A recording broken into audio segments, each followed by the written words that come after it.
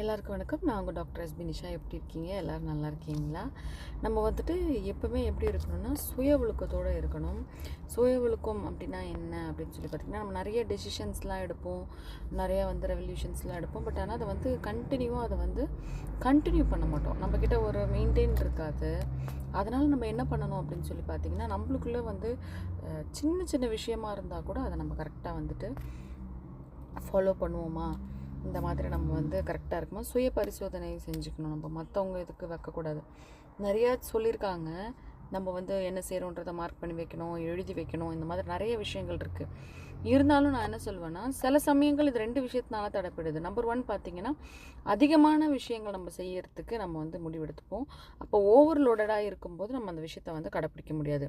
அப்படி இல்லை, 2வது பார்த்திங்கன்னா லேசினஸ். இந்த லேசினஸ்னால நம்ம அந்த விஷயத்தை கடைப்பிடிக்க முடியாமல் போயிடும். ஸோ என்ன பண்ணலாம் அப்படின்னு பார்த்திங்கன்னா, சின்ன சின்ன விஷயமா ஒன் பை ஒன்னாக ஒரு ஸ்டெப்பாக எடுத்து வச்சு நம்ம செய்கிறதுக்கு முயற்சி பண்ணணும். 2வது லேசினஸ் இல்லாமல் நம்மளே சுய பரிசோதனை செஞ்சுட்டு ஒழுக்கமாக கரெக்டாக ஒபீடியண்ட்டாக அதை நம்ம செய்யணும். நம்மளுக்கு ஒரு மேற்பார்வையாளர் வேண்டாம், நமக்கு இதை செஞ்சுட்டிங்களான்னு சொல்லிட்டு யாரும் ரிப்போர்ட் கேட்க வேண்டாம், ரிப்போர்ட் தர வேணாம் அப்படின்ற ஒரு மனநிலைமைக்கு நம்மளோட நல்லதுக்காக நம்மளே இதை ப்ராக்டிஸ் பண்ணோன்னா எல்லா விஷயங்களும் தாராளமாக நம்ம கண்டிப்பாக செய்ய முடியும். ஸோ ட்ரை பண்ணுங்கள். தேங்க்யூ.